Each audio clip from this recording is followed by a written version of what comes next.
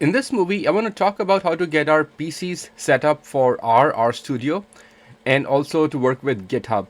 Now, the process we'll talk about here is the same whether you have a Mac or a PC, but most of us have PCs, so I'm kind of doing it for PC. There may be some changes in Mac, but in terms of the processes, it'll all be the same, and then the way it's going to work will be the same as well. Now, what is GitHub? GitHub is actually a repository for all your code. It is a versioning solution. It is where you can write code, you can commit, you can save a snapshot of your code in the cloud, and then you can resume work from there. So this lets you work from various machines. It lets you share your work. Git is a very big ecosystem. It's very complicated, but for our purposes, we just have to know how to get started and how to basically make a copy of a repository, which are called folders. They're called repositories, and work on our machines, and then save our output and our code files back into the cloud, and then submit for grading. And this is just a good habit to form when you're working on code, because this is how businesses share and transfer their code. They use GitHub.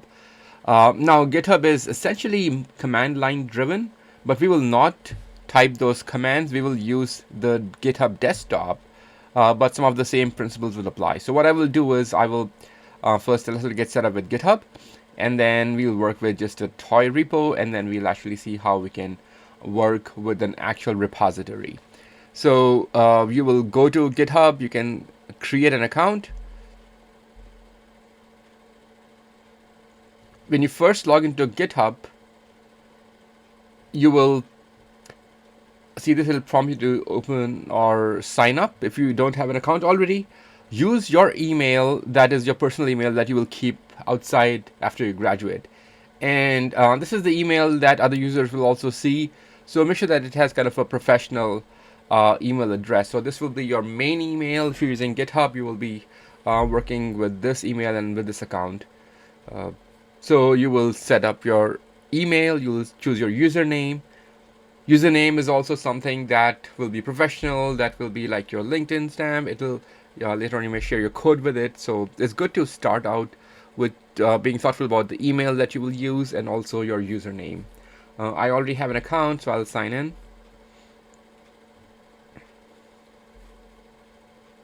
So here you see all the repositories that we have in GitHub, but when you first log in, it'll be a blank page. I also want us to go to or Google search for GitHub Desktop. This is the user interface or graphic GUI based solution for GitHub that we'll be using to pull our work. Now, what we will do is that I will also provide a link on Moodle for GitHub Classroom. After you have created your account, you will click on that link to enter the classroom for this course. In the classroom, you will find the various homework repositories or any files I want us to work with. And you will first, once you click on that file, you'll clone it. Cloning it means copying it from the classroom account to your personal account. Then you can from your personal GitHub account clone it on your PC or on your Mac. You will work locally, save, type your commands, then commit your changes, and then you will push it to GitHub again. And once you push it to GitHub, I should be able to then access it through GitHub Classroom if it's connected. So that's how you will be submitting your work. So click on this download. It will have a downloadable file, GitHub Desktop. Once it downloads, you will double click it. It will ask you for installation options. So once it is installed, you can open up your GitHub Desktop, and it links to the last repository you have opened, but you have other repositories that will show up over time as well. So I can click on File, clone a repository, and then here we will see a list of the repositories. But when you start for the first time, you will see the repositories that are there. So if you have already clicked on the homework file and cloned it to your personal GitHub account, you will see that here. So this will be the interface through which we will be working and pushing our work. Now, the other two things I want us to install are R. So you can go and search for R CRAN. This will take you to the CRAN website. If you have Windows, we'll click R for Windows, then install R for the first time, and then you can accept the default settings. It'll install R. And then once R is installed, I also want us to install R Studio Cloud. So you can do a search for R Studio Desktop. That'll take us to R Studio Cloud. So this will be the similar setup that we use in class. You'll click on download R Studio Desktop for Windows, and you will install it, follow all the installation instructions, accept the permissions. So then you will have an environment where you will have an R installation, you will have R Studio installation, and then you can just, next time when you use R, you can click on R Studio and then just start R Studio. This is the interface that you will see in R Studio. So now that we have our GitHub desktop installed, we have a GitHub account. In that GitHub account, we would have cloned a repository from Google Classroom, and we have R set up. So let's see how these repositories work. I'll go back to my GitHub account, and let's create a new repository. I'll name it 01 test repo. So this is our test repo. We will not have any other options on. We will not do the git ignore. I'll talk about what this git ignore is later on. We will not have a readme. We just create a repository. So now we have a repository that we have created. Let's go back to our GitHub desktop.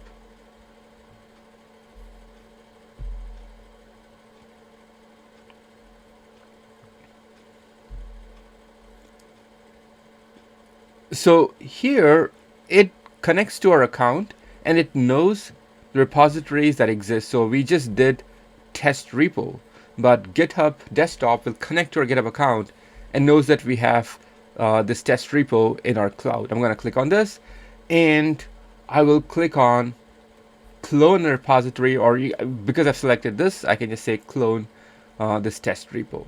When I click here, it asks where we want to clone it. Now, GitHub, when we installed it, would have created a folder called GitHub. In my computer, it's on the documents folder. It will be wherever you give the permissions for it to be installed, and we say clone. And then it asks for trust. We can say we trust this repository. And now if we go back to this folder, we see that here is the folder that we had created and it's got downloaded. We don't see anything in there. It has created some system files which will help it track. So now let's say I want to create, it's a blank folder, right? I want to create a new document. I'm gonna say new text file. Let's just call it code01. Now I'll open this in my notepad, and I can say this is a test code file, and then we can kind of save this. So now we have this code file in this folder that we have added, and we have some text in there. So I go back to my GitHub desktop. We see that this file has now appeared because GitHub is tracking our code files, and we have had this text as well. Now there are 4 steps in a GitHub workflow. One is pull. Pull is when we pull from the cloud. Cloud stays the source of truth. Then we work on the repository. We add, or we put the files that we have done for staging.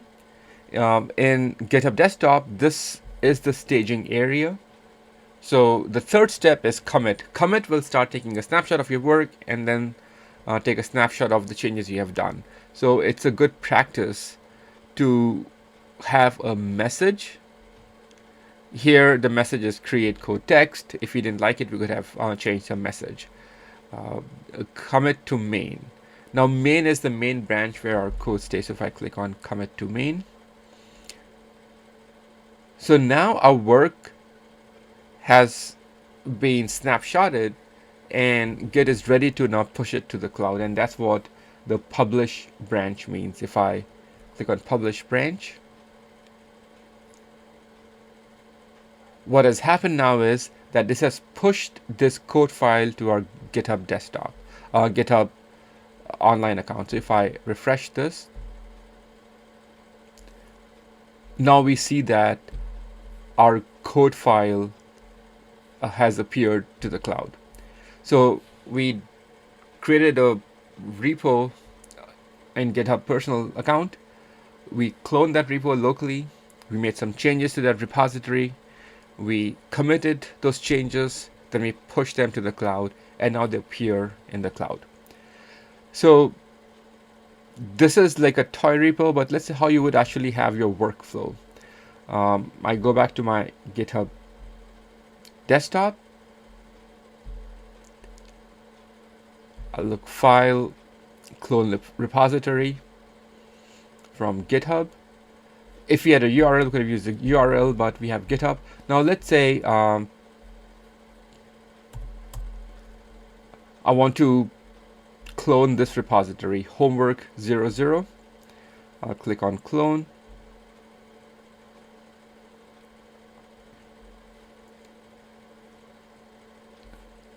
And now let's go back to the folder and see what got installed. GitHub.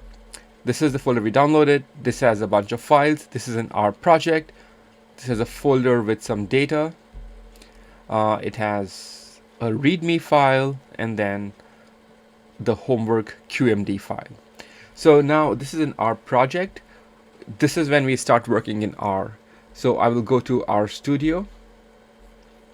I will click on project, open project. We'll search for the project. It is on a GitHub folder, and it is in this folder. Now it'll only show us the project file. I click here, click open. So now R creates an environment in which it loads the project files and everything in there. So we have a README file here. README file is just instructions. I've typed it in Markdown. You can click on visual. It just tells us the instructions surrounding that homework. So this is a practice run. You need a GitHub account, R Studio install. So kind of some of the steps that we will follow, and then how do we work with this file. And then some of the best practices for Git. Now I have the command line syntax here, but we'll be using the desktop. So I'll open up my QMD.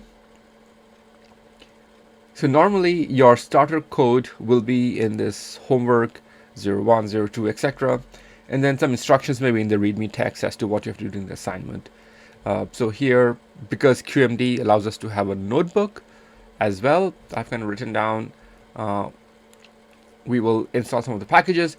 Now you may not have tidyverse installed. I will also post a setup file, install all those packages, and then we'll be able to call them to memory. So I've already installed tidyverse. Otherwise I would have said install.packages and in quotes tidyverse.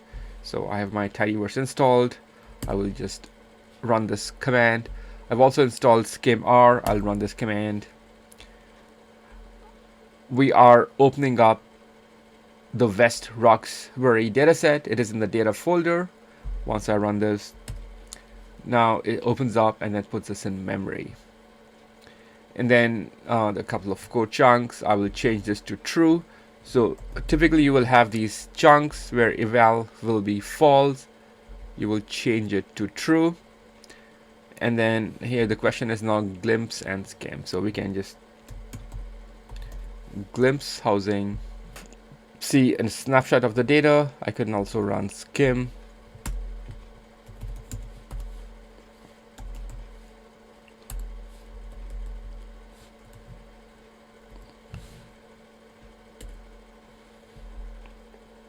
So it gives us a quick snapshot of the values, what variables we have. We have these qualitative variables and how many values.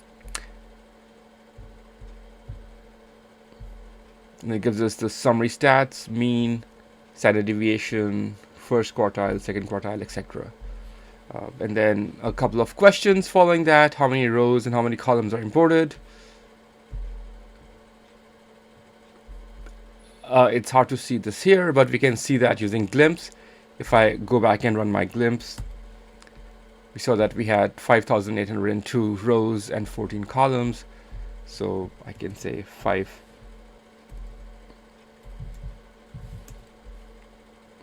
and 14 columns. And what are the values of the first 3 homes? The first 3 homes were these. I can kind of just copy and paste them. So this is how you will be answering your work. Once we are done, we can click on save. So once we have worked on the file, we can save it. I can close my project. I don't have to save the image.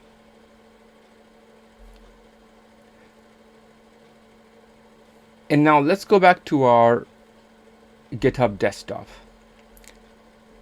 It now shows the changes we have done on this. We had a glimpse command, we have a skim command, and then we typed in, oh, I forgot to type this answer. Oh, yep, no, the answer is here, that we have these values. So this is how, once our work is done, we can give it a message if we wanted to give it a message, and then commit to main.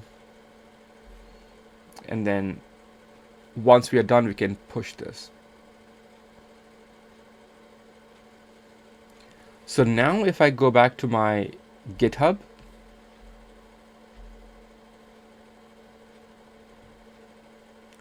and I look for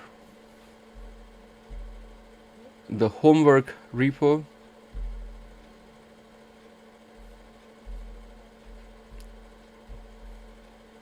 the changes we made get populated here.